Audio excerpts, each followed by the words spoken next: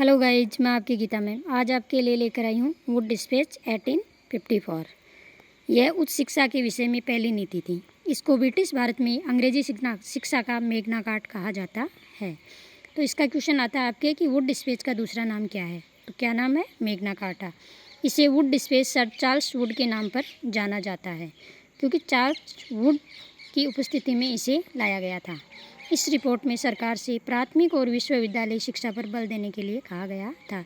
यानी कि जो वुड डिस्पैच रिपोर्ट आई थी उसमें एक तो प्राथमिक शिक्षा पर जोर देने की बात कही गई थी और एक हायर एजुकेशन पर जोर देने की बात कही गई थी। वुड डिस्पैच ने धर्मनिरपेक्षता के आधार पर यूरोपीय ज्ञान का प्रचार प्रसार के लिए अनुदान की अनुशंसा की, यानी कि कुछ अनुदान दिया जाएगा।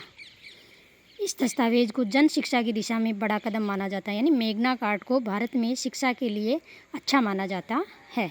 इस रिपोर्ट के आधार पर 1857 में ब्रिटिश भारत में मद्रास, मुंबई और कलकत्ता विश्वविद्यालयों की स्थापना हुई थी। यानी कि मैग्ना कार्टा के आने के बाद में ही भारत में मद्रास, मुंबई और कलकत्ता यूनिवर्सिटीज़ की स्थापना की गई थी।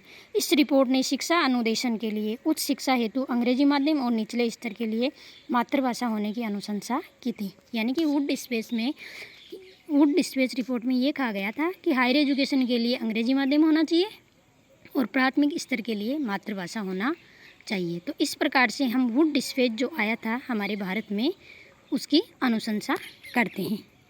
Thank you guys.